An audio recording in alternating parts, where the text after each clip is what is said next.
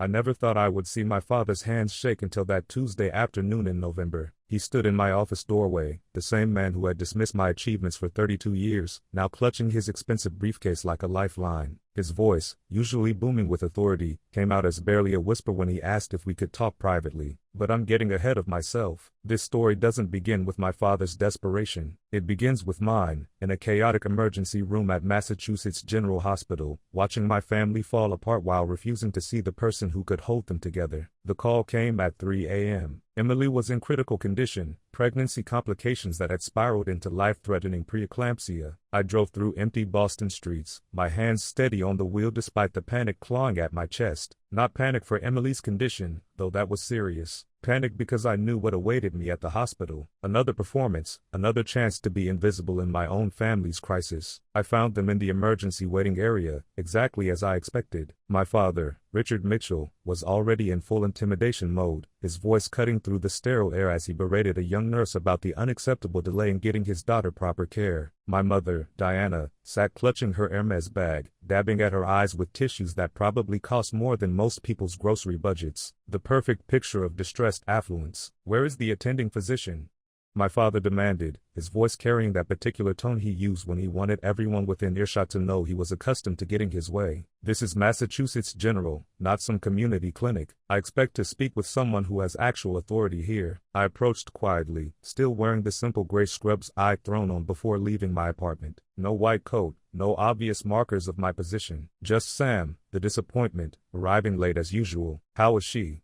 I asked, trying to keep my voice calm despite the familiar knot forming in my stomach. My father barely glanced at me. "Oh, you finally decided to show up. We've been here for over an hour, and they keep giving us the runaround about specialists and procedures. This is exactly why I told Emily she should have had her prenatal care in Manhattan, where we know people." My mother looked up from her tissues, and I saw that particular expression I'd grown to dread. The one that said she was about to deliver some cutting observation disguised as maternal concern. "Samantha, dear, I know you work in healthcare, but this is different. This is serious. Emily needs the best doctors, not just anyone with a medical degree." The words hit exactly where they always did, that soft spot I'd never quite managed to armor properly. I'd been hearing variations of this my entire life. The gentle suggestions that my achievements weren't quite real, that my successes were somehow lesser, that when things truly mattered, I wouldn't be enough. I was about to respond when Helen Morrison, the head nurse for the emergency department, appeared around the corner. I'd worked with Helen during my residency years ago, and she'd been a mentor during some of my darkest early days in medicine. She was heading toward the nurse's station when she spotted me. Her entire demeanor changed instantly. Her hurried walk slowed, her shoulders straightened, and she approached with the kind of respectful attention she reserved for department heads and senior attendings. "Drive, Mitchell," she said warmly, extending her hand. "I didn't know you were here. Is everything all right?"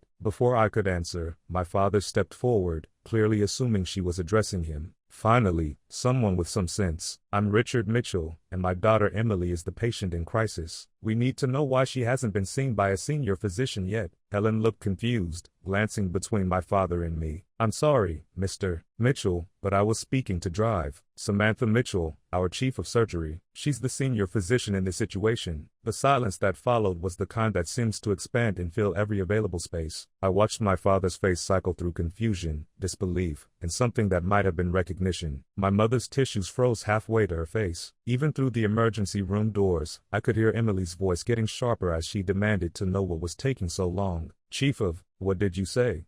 my mother asked, her voice suddenly very small. Helen looked at me with growing concern, clearly sensing the tension but not understanding its source. "Chief of surgery here at Mass General. Drive. Mitchell was just promoted to the position 6 months ago, youngest in the hospital's history. We're incredibly proud to have her leadership."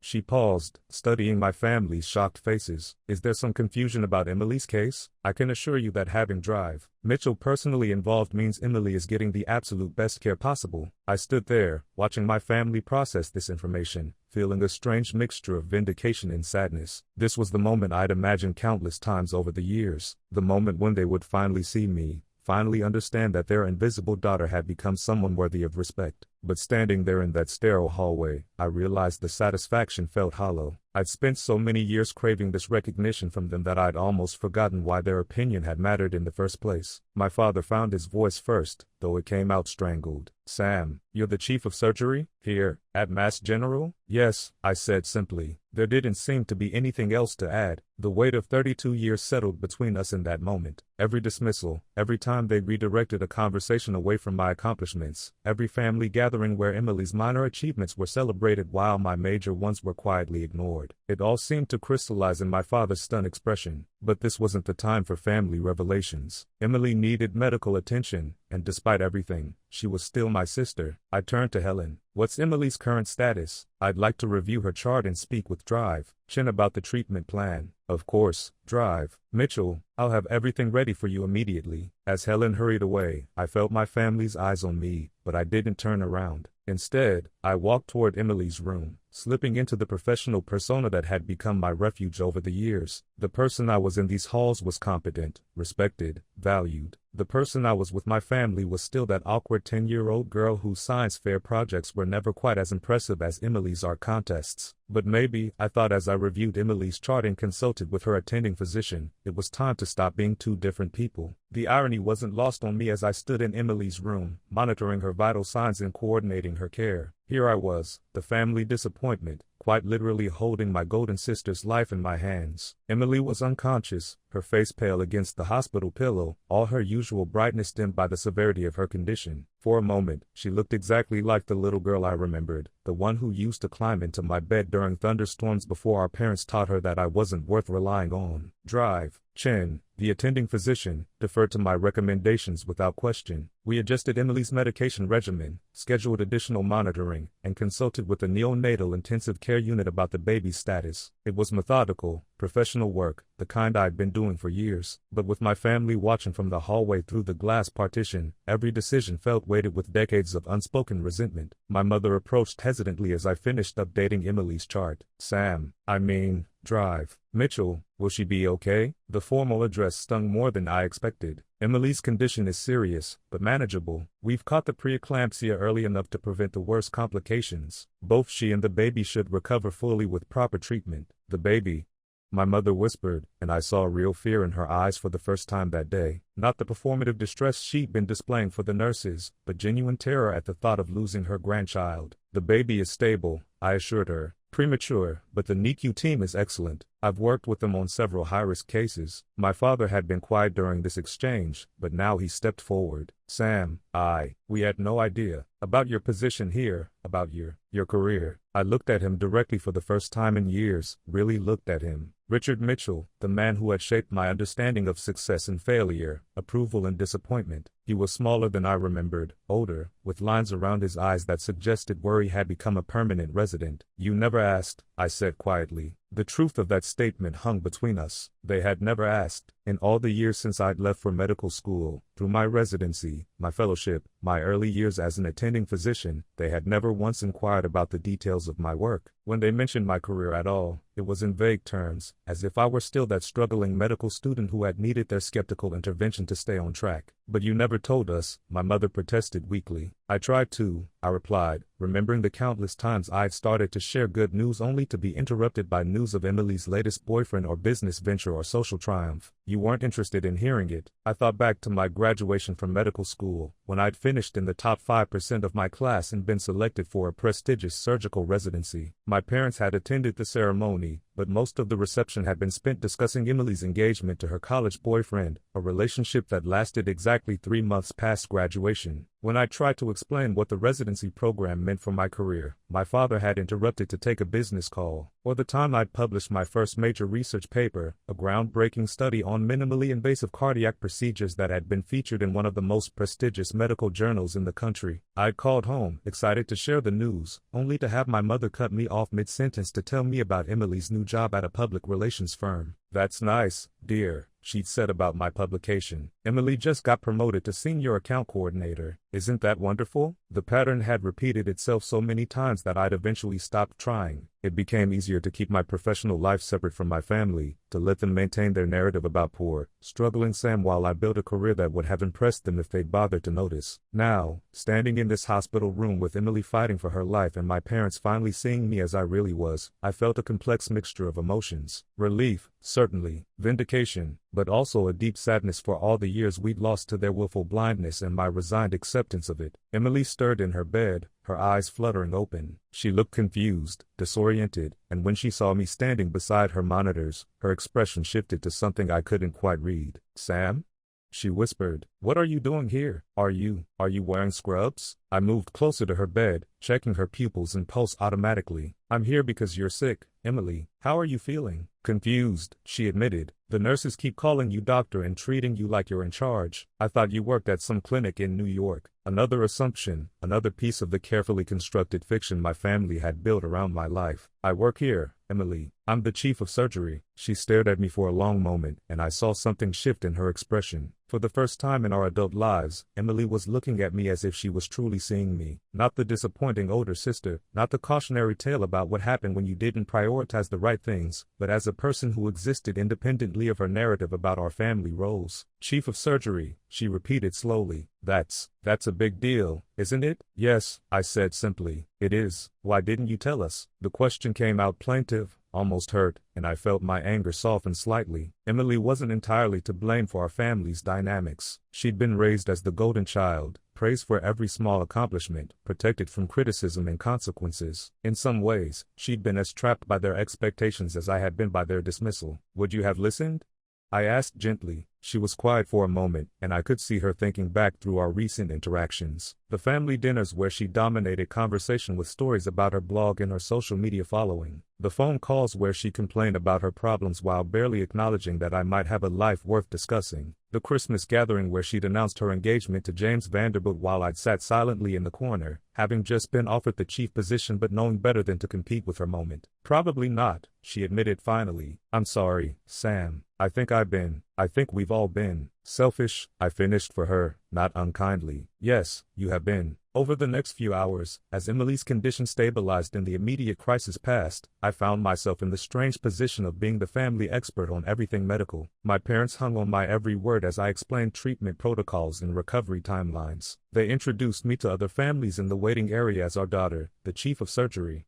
The pride in their voices was unmistakable, but it felt strange and hollow after so many years of indifference. James Vanderbilt arrived during Emily's second day in the hospital. I'd heard about him, of course. Emily's wealthy fiancé, heir to a real estate fortune, the golden ticket to the kind of lifestyle my parents had always wanted for their daughters. I'd expected someone pompous and entitled, someone who would fit seamlessly into my family's hierarchy of values. Instead, I found myself face to face with a thoughtful man in his early 30s who seemed genuinely concerned about Emily's well-being. He approached me with respect, addressing me as Drive Mitchell without any of the condescension I'd learned to expect from my family's social circle. "Drive Mitchell, thank you for taking such good care of Emily. I know having family involved in medical treatment can be complicated, but I'm grateful you're here." "It's what any physician would do," I replied, but I appreciated his directness. "Perhaps, but not every physician is also the department chief at one of the country's top hospitals."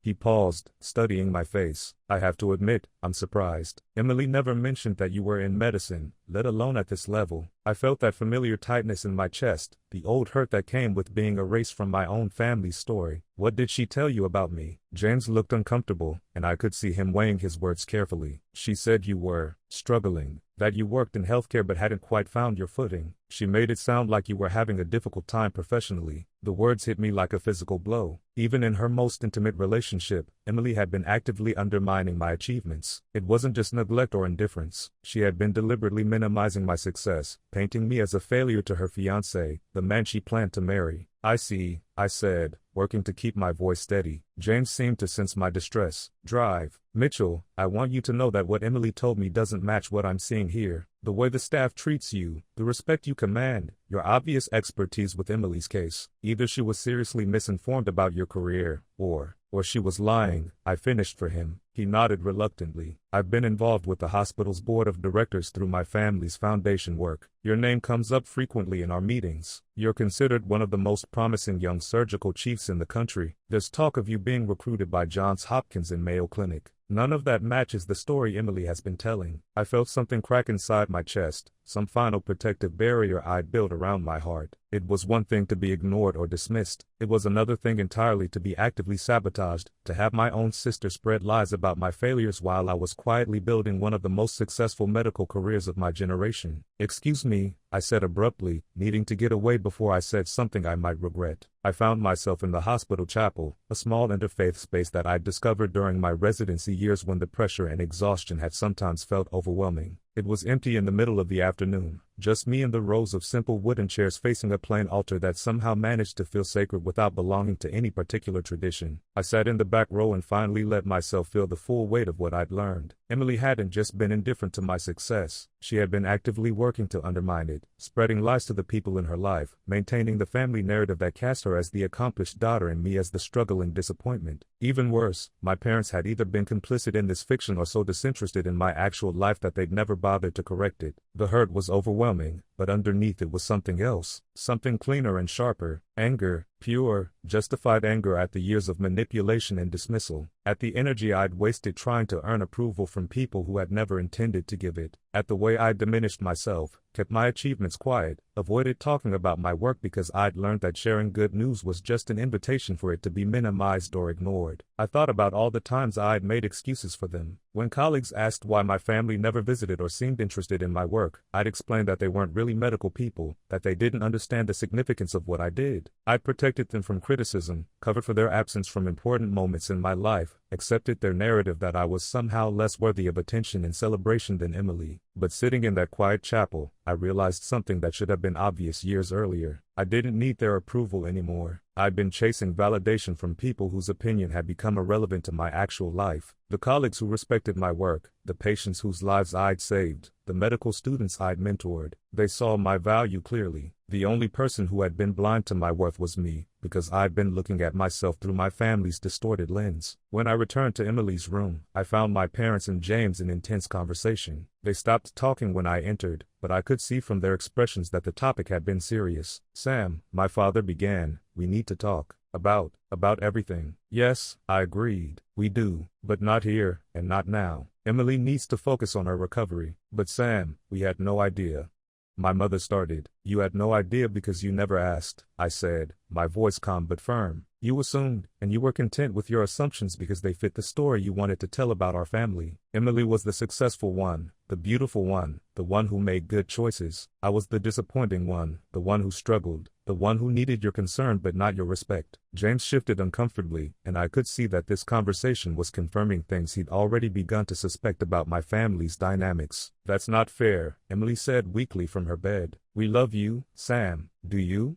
I asked. "Because love involves interest, Emily. It involves asking questions about someone's life and listening to the answers. It involves celebrating their achievements and supporting them during difficult times. When was the last time any of you asked me about my work? When was the last time you remembered something important that was happening in my life?" The silence that followed was answer enough. "I'm going to step outside," James said quietly. "This is a family conversation." After he left, I continued. "I've spent my entire adult life trying to earn something from you that you were never planning to give. I've minimized my own success, hidden my achievements, accepted being treated as less than, because I kept hoping that someday you'd see me as worthy of the same attention and pride you lavish on Emily." "Sam, please," my mother whispered, tears starting to flow. "We're proud of you. We've always been proud of you." "No," I said firmly. "You've been dismissive of me. There's a difference. You're proud of me now because other people have told you that you should be. Because a nurse called me chief and James recognized my reputation. But when it was just my word, just my achievements, they weren't worth your attention." Emily was crying now too, but I felt strangely calm. The anger was still there, but it was clean anger, purposeful anger, the kind that clarifies rather than confuses. "What do you want from us?"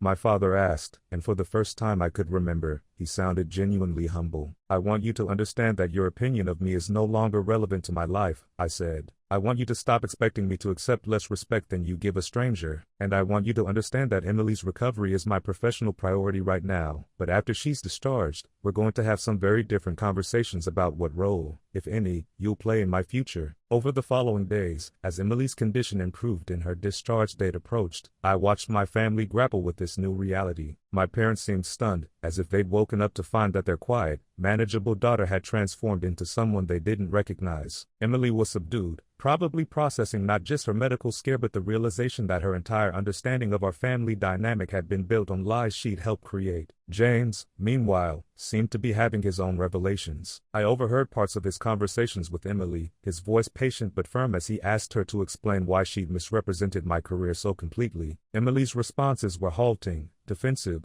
full of justifications that sounded weak even to her own ears. I didn't think it mattered, I heard her say during one exchange. Sam never talks about work, so I assumed it wasn't that important to her. But you didn't just fail to mention her success, James replied. You actively told me she was struggling. You made me feel sorry for her, like she was the family member who needed help rather than the one who was thriving. I don't know why I did that, Emily admitted. Maybe because it was easier than admitting that she was doing better than me. It was the first honest thing I'd heard her say in years. The conversation I'd been dreading came 3 months later, when Emily was fully recovered and my father's business was facing serious financial difficulties. He called my office, asking if we could meet for lunch. I almost said no, still raw from everything that had been revealed at the hospital. But curiosity won out. I wanted to see what version of Richard Mitchell would show up now that he needed something from the daughter he'd spent decades dismissing. We met at a quiet restaurant near the hospital, the kind of place where serious conversations happen over expensive food. My father looked older than I remembered, his usual confidence replaced by something that might have been desperation. Sam, he began, I want to start by apologizing for everything. Your mother and I, we failed you. We failed to see what you were accomplishing, failed to support you the way we should have, failed to treat you with the respect you deserved. The words sounded rehearsed, but there was genuine emotion behind them. I could see that this admission was costing him something. I appreciate that, I said carefully. But apologies don't erase 32 years of damage. I know that. I know we have a lot of work to do to repair our relationship. But Sam, I need your help.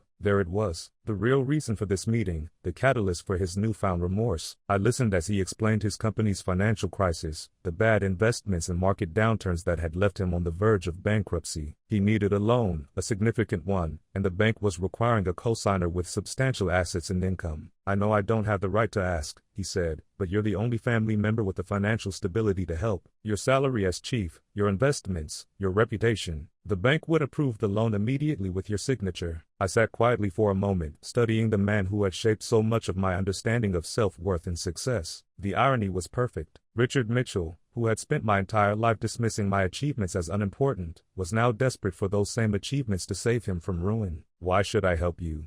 I asked. The question seemed to surprise him. Because we're family. Family, I repeated. The same family that ignored my medical school graduation to focus on Emily's sorority formal? The same family that never asked about my residency, never celebrated my fellowship, never acknowledged any of my professional achievements until a nurse forced you to see them? My father's face crumpled slightly. Sam, I know we made mistakes. Mistakes? I interrupted. Dad, what you did wasn't a mistake. It was a deliberate choice, repeated over decades. You chose to see Emily as worthy of attention and me as worthy of dismissal. You chose to believe her lies about my career rather than taking any interest in my actual life. Those weren't accidents. They were decisions. You're right, he said quietly. You're absolutely right. We chose poorly, repeatedly. But Sam, I'm asking you to choose differently, to be better than we were, to help us despite what we did to you. I looked at this man who had once seemed so powerful, so sure of himself and his place in the world. Now he was just someone who had made bad decisions and was facing the consequences. I felt a strange mix of pity and satisfaction, tinged with something that might have been grief for the father-daughter relationship we'd never had. I'll help you, I said finally, and saw relief flood his face. But not unconditionally. What do you need from me? Family therapy, I said. All of us. You, Mom, Emily, and me. Weekly sessions with a licensed therapist who specializes in family dysfunction. We're going to work through 32 years of damage, and we're going to do it honestly. No more protecting Emily's feelings, no more dismissing my achievements, no more pretending that what happened was just a series of misunderstandings. My father looked stunned. Sam, that seems extreme. Does it? I asked. More extreme than spending 3 decades treating one daughter like a princess and the other like an afterthought? More extreme than lying to your future son-in-law about my career to maintain some fiction about family hierarchy? Point taken, he said reluctantly. I also want public acknowledgement, I continued. At family gatherings, when you introduce your daughters, you're going to mention my actual achievements, not in some over-the-top way, but honestly. Emily gets credit for her blog and her social media presence. I should get credit for being the youngest chief of surgery in Mass General's history. Of course. Absolutely. And finally, I said, I want you to understand that this help comes with no guarantee that our relationship will be repaired. Therapy might help us build something new, but it can't undo the damage that's already been done. I'm not loaning you money because I've forgiven you. I'm doing it because I want to be the kind of person who helps family members in crisis, even when they've failed to be family members to me. My father nodded, tears visible in his eyes. I understand. And Sam, thank you. I know I don't deserve it. No, I agreed. You don't. But maybe that's the point. The family therapy sessions were as difficult as I'd expected. Week after week, we sat in Drive, Rodriguez's office, unpacking decades of dysfunction and disappointment. Emily struggled with acknowledging her role in maintaining family dynamics that had hurt me. My parents had to confront the ways their favoritism had damaged both daughters, not just me. And I had to work through my own patterns of minimizing my achievements and accepting less than I deserved. Some sessions were productive, others were disasters that left us all angry and exhausted. But slowly, painfully, we began to build something that resembled honest communication. Emily's relationship with James didn't survive this period of revelation and growth. He'd fallen in love with the golden girl version of her, the confident, successful woman she'd pretended to be. When he saw the insecure, manipulative person underneath that facade, he realized he didn't know her at all. Their breakup was messy in public, the kind of social embarrassment that would have once sent my parents into crisis management mode. Instead, they focused on supporting Emily through her depression and self-reflection. For the first time in her life, she had to confront her failures without being able to blame them on someone else or cover them with lies. It was difficult to watch, but also strangely hopeful. The Emily who emerged from that breakdown was more honest, more vulnerable, and more genuinely interested in other people than she'd ever been before. My parents' financial crisis resolved gradually. My co-signature on the loan bought them time to restructure their debts and downsize their lifestyle. They sold the enormous house I'd grown up in, the one where I'd always felt like a guest in my own family. They moved to a smaller place, began living within their means, and slowly rebuilt their business on a more sustainable foundation. More importantly, they began rebuilding relationships with both their daughters based on honesty rather than fantasy. The changes weren't dramatic or immediate. There was no magical moment when everything was suddenly perfect. But over months and then years, I noticed small shifts. My mother began asking about my work with genuine interest rather than polite obligation. My father started mentioning my achievements to his friends, not in the boastful way he'd once talked about Emily, but with quiet pride that seemed more authentic. Emily and I developed something that resembled a real sisterly relationship for the first time in our adult lives. She started a new career in social work, inspired partly by her own therapy experience and partly by watching me help people through medicine. She was good at it, and for the first time, her success felt earned rather than handed to her. James, meanwhile, had begun dating one of my colleagues, a brilliant pediatric surgeon who shared his interests in philanthropy and social justice. They seemed well-matched, two people who had found each other through honesty rather than projection and fantasy. Sometimes I wondered if Emily's lies had actually done him a favor by ending their relationship before it could progress to marriage. 5 years after that crisis in the emergency room, I was offered the position of chief of surgery at Johns Hopkins, one of the most prestigious medical appointments in the country. It was a dream job, the kind of opportunity that comes along once in a lifetime. I accepted immediately. At my farewell dinner from Mass General, my parents sat in the front row, my mother crying with what looked like genuine pride and my father beaming as colleagues praised my leadership and vision. Emily had flown in from her new job in Seattle, where she was working with homeless families and building a life based on her own values rather than our parents' expectations. During the dinner, several speakers mentioned how rare it was to see such family support for a physician's career moves. Most families, they noted, struggled with the demands and uncertainties of medical life. But here were my parents, clearly bursting with pride at their daughter's achievements. I caught my father's eye during one of these comments and saw him wince slightly. He knew, and I knew, that this version of our family was relatively new. That for most of my career, my family had been more obstacle than support. But he also knew that acknowledging that history publicly would serve no one. Instead, he stood up during the open comment period and said simply, "We're proud of Sam. We've always been proud of her, even when we weren't very good at showing it. She's taught us a lot about persistence, about excellence, and about the importance of recognizing and celebrating the people we love." It wasn't exactly the truth, but it was close enough, and more importantly, it felt like a promise about how things would be going forward. After the dinner, as we walked to our cars, Emily pulled me aside. Sam, I need to say something. I know I've apologized before, but I want to be specific. The things I said about you to James, to other people over the years, I was threatened by your success. I was scared that if people knew how accomplished you were, they'd realize how little I actually achieved. So I made you smaller in my stories because it made me feel bigger. I looked at my sister, this woman who had once been my tormentor and was now becoming something like a friend. I know, I said, and I forgive you. Not because what you did was okay, but because holding on to anger about it was hurting me more than it was hurting you. I don't forgive myself yet, she admitted, but I'm working on it. And Sam, I'm really proud of you, not just because of the Hopkins appointment, but because of who you've become despite everything our family put you through. 6 months later, I was settling into my new office in Baltimore when I received a text from Emily. It was a photo of her with a young girl, maybe 8 years old,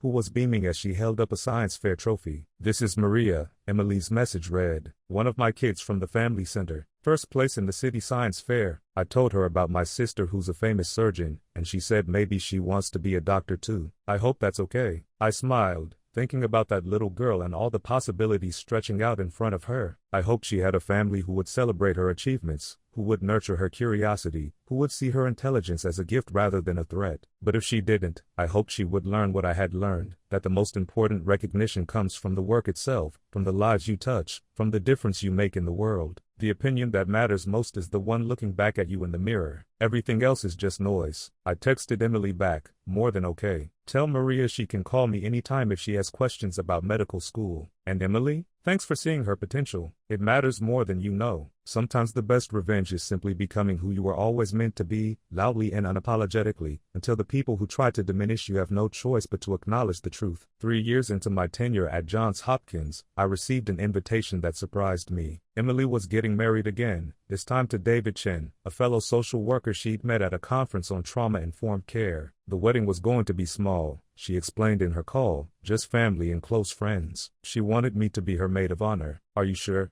I asked, remembering the elaborate engagement party where I'd sat ignored in the corner while she basked in attention and praise. "I'm sure," she said firmly. "Sam, I know I can't undo the past, but I want you to know that you're the person I most admire in this world. You're strong, you're accomplished, you're kind despite having every reason not to be. If I'm going to have anyone standing next to me when I make the most important promise of my life, I want it to be you." The wedding was indeed small, held in my parents' backyard garden. Emily looked radiant, but in a different way than before. Gone was the performative perfection, the desperate need to be the center of attention. Instead, she glowed with genuine happiness, the kind that comes from being truly known and loved by another person. David was perfect for her. He was quiet where she was effusive, steady where she was emotional, grounded where she sometimes got carried away. But more than that, he saw through to the person she'd become after years of therapy and self-reflection. The Emily he'd fallen in love with was honest about her flaws, working to be better, committed to helping others rather than just promoting herself. During the reception, my father stood to give a toast. I braced myself, remembering years of speeches that had celebrated Emily while barely acknowledging my existence. But this time was different. "I want to talk about both my daughters tonight," he began, and I felt something loosen in my chest. "Emily, you've grown into a woman I'm incredibly proud of. Not just because you're beautiful or successful, but because you've learned to be honest, to be vulnerable, to use your gifts to help people who need it most. You've shown tremendous courage in facing your mistakes and becoming better." He paused, turning to look at me. "And Sam, I owe you the biggest apology of all. For years, I failed to see what was right in front of me. While I was worried about Emily finding her way, you were quietly becoming one of the most accomplished physicians of your generation. You were saving lives, teaching others, pioneering new techniques, building a career that any parent should be bursting with pride to claim. But I was so focused on the daughter I thought needed my attention that I ignored the one who deserved my recognition." I felt tears starting, unexpected and unwelcome. After all these years, after all the work we'd done in therapy, hearing him acknowledge this publicly still affected me deeply. "Sam, you didn't just become successful despite our failures as parents. You became the kind of person who could forgive those failures, who could help us become better, who could model the grace and strength we should have been teaching you all along. Johns Hopkins didn't just hire a brilliant surgeon when they hired you. They hired someone with the character to match her competence." He raised his glass, to both my daughters, to Emily, who has learned to build her happiness on truth instead of illusion, and to Sam, who never stopped being excellent even when excellence wasn't appreciated. I'm proud of you both, and I'm grateful that it's not too late for us to be the family we should have been from the beginning. The applause that followed felt different from any I'd received before. It wasn't the polite recognition of professional achievement or the surprised acknowledgement of unexpected success. It was the sound of people celebrating someone they genuinely cared about, someone whose happiness mattered to them. Later that evening, as the reception was winding down, I found myself sitting with my mother on the porch steps, watching Emily and David dance in the garden lights. "She looks happy," my mother said softly. "She does," I agreed. "Genuinely happy, not just performing happiness." "I failed you both in different ways," my mother said suddenly. "I failed Emily by never teaching her that she needed to earn praise, that beauty and charm weren't enough to build a life on. And I failed you by never showing you that you were already enough, exactly as you were." I looked at this woman who had shaped so much of my understanding of worth and value. She was smaller now, more fragile, but also somehow more real than she'd been during my childhood. The perfect exterior had cracked over the years, revealing someone more human and flawed and, paradoxically, more lovable. "I know," I said. "But Mom, we're all different people now. The work we've done in therapy, the honesty we've learned to have with each other, it doesn't erase the past, but it doesn't have to be determined by it either." "Are you happy, Sam?"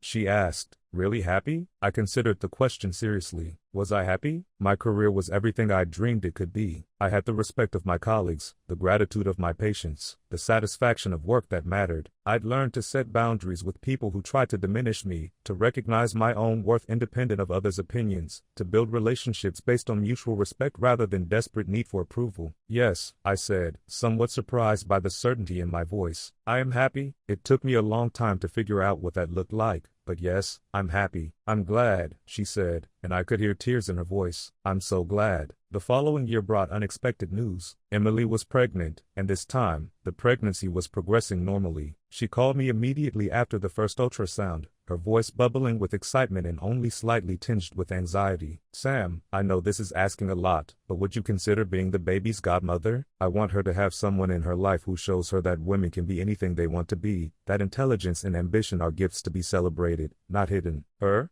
I asked, smiling at the joy in my sister's voice. "We're hoping for a girl," Emily admitted, "and if we have one, we want to name her Samantha, after you." I was quiet for a moment, overwhelmed by the gesture. To have my sister, who had once been threatened by my success, want to name her daughter after me felt like the completion of some long circle of healing. "I'd be honored," I said. Baby Samantha Chen arrived 8 months later, healthy and perfect and bearing an uncanny resemblance to Emily at the same age. But when I held her for the first time, I made her a silent promise that her experience would be different from ours. This little girl would grow up knowing that all her achievements mattered, that intelligence was something to be proud of, that she never had to diminish herself to make others comfortable. Emily seemed to read my thoughts. "She's going to know how amazing her Aunt Sam is," she said firmly. "I'm going to tell her stories about the brilliant surgeon who saves lives every day, who never gave up even when things were hard, who taught her whole family how to be better people. Just make sure she also knows she's loved for who she is, not what she accomplishes," I said. "Achievement is wonderful, but it shouldn't be the price of admission to family acceptance." "Never," Emily promised. I learned that lesson the hard way. 5 years later, little Samantha was indeed growing up in a family that celebrated all kinds of achievements. She was bright and curious, interested in everything from dinosaurs to space exploration to how the human body worked. When she announced at age 5 that she wanted to be a doctor like Aunt Sam, everyone celebrated her ambition while also making it clear that she was loved regardless of what career she eventually chose. My relationship with my parents had settled into something comfortable and genuine. We talked regularly, they visited Baltimore often, and they'd become some of my biggest advocates among their social circle. My father, in particular, seemed to take pride in correcting people who made assumptions about his daughter's relative success. I overheard him at a family friend's retirement party, responding to someone who'd made a comment about Emily being the accomplished one in the family. "Actually," my father said firmly, "both my daughters are accomplished, just in different ways. Emily does incredible work with at-risk families, helping people rebuild their lives after trauma. And Sam is the chief of surgery at Johns Hopkins, one of the youngest department heads in the country. I'm proud of both of them for different reasons." The correction was gentle but definitive, the kind of quiet advocacy I'd wished for my entire childhood. Better late than never, I thought. My own life had continued to evolve as well. I'd started dating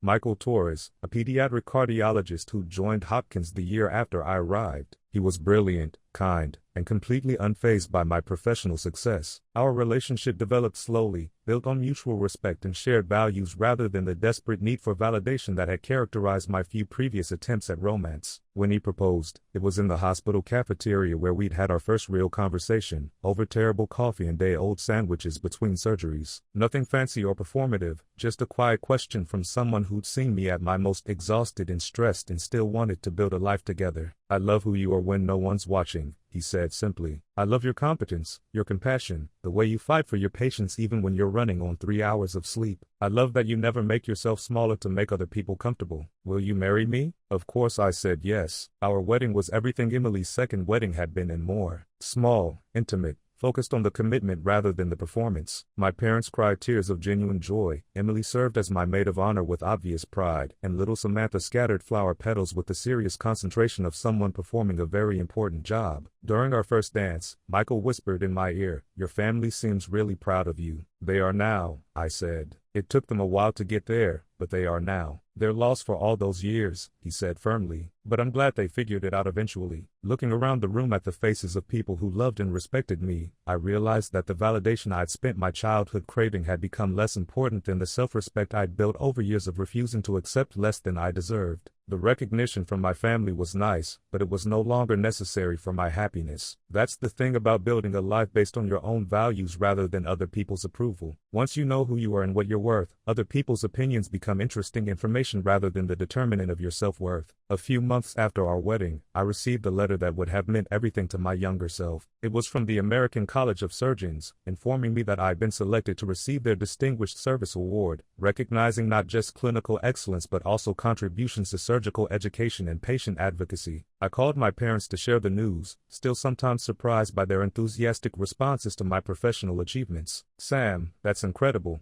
my mother exclaimed. "We're so proud of you." "Thanks, Mom," I said, and meant it. Their pride felt genuine now, earned through years of rebuilding trust and learning to see each other clearly. "Will there be a ceremony?"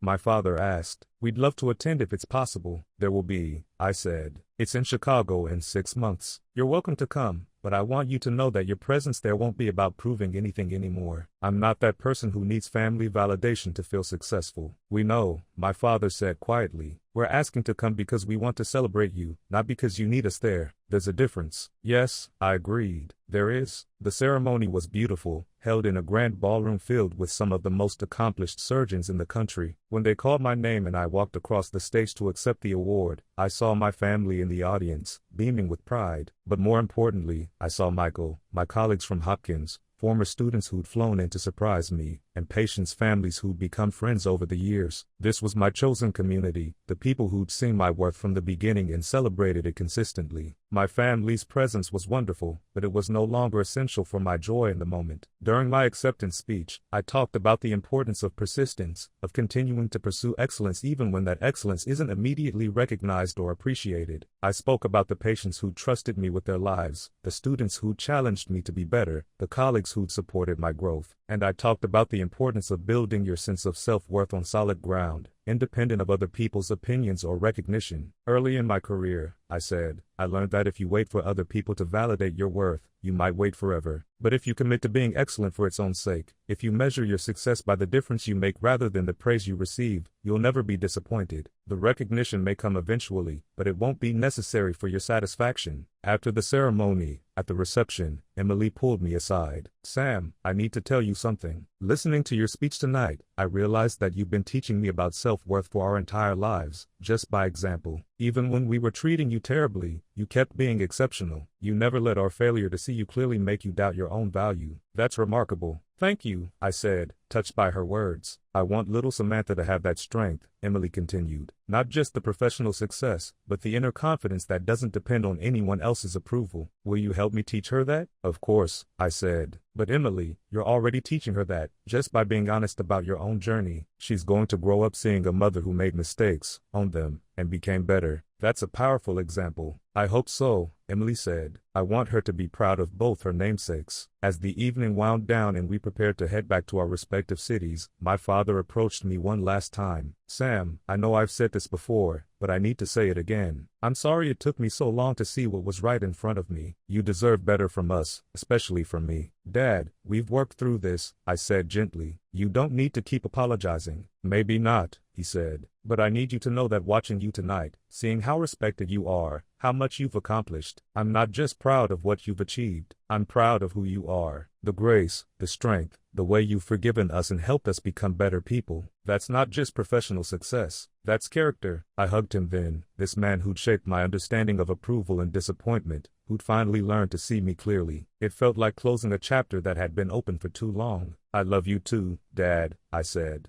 Flying back to Baltimore the next morning, I reflected on how different my life was now from what I'd imagined during those difficult years when I was building my career in isolation, convinced that professional success would somehow compensate for family rejection. It had taken me decades to learn that you can't substitute achievement for love, recognition for acceptance, or external validation for internal worth. But I'd also learned that sometimes, if you're patient and persistent and refuse to settle for less than you deserve, relationships can heal. People can grow. Families can learn to see each other clearly and love each other better. The key was never letting their inability to see my worth convince me that I lacked worth. The key was building a life so solid, so grounded in genuine values and real relationships, that their eventual recognition became a nice addition rather than a desperate necessity. Now, at 45, I had everything I dreamed of as a young woman and some things I'd never dared to hope for. A career that challenged and fulfilled me. A marriage built on mutual respect and genuine affection. A family that had learned to celebrate all its members. A goddaughter who would grow up knowing she was valued for who she was, not just what she achieved. And most importantly, I had learned the difference between being loved for what you do and being loved for who you are. The first is conditional, fragile, always at risk of being withdrawn if you fail to perform. The second is solid, lasting, the foundation on which everything else is built. Standing in my office at Johns Hopkins, looking out at the city where I'd built this life, I thought about that younger version of myself who sat in corners at family gatherings, invisible and hurt and convinced that she needed to earn love through achievement. I wished I could tell her that she was already enough, exactly as she was. That the recognition would come eventually, but it wouldn't be necessary for her happiness. That the most important opinion was the one looking back at her in the mirror, and that if she learned to respect that person, everyone else would eventually follow suit. But maybe she wouldn't have believed me then. Maybe she needed to walk this path, to build this strength, to learn these lessons the hard way. Maybe the struggle was part of what made the eventual success so meaningful. Either way, I was grateful for the journey, all of it, even the parts that had hurt, especially the parts that had taught me who I really was when no one was watching, when no one was applauding, when the only motivation was the simple desire to be excellent for its own sake. That person, it turned out, was someone worth knowing, someone worth loving, someone worth fighting for. And in the end, that was the only recognition that truly mattered.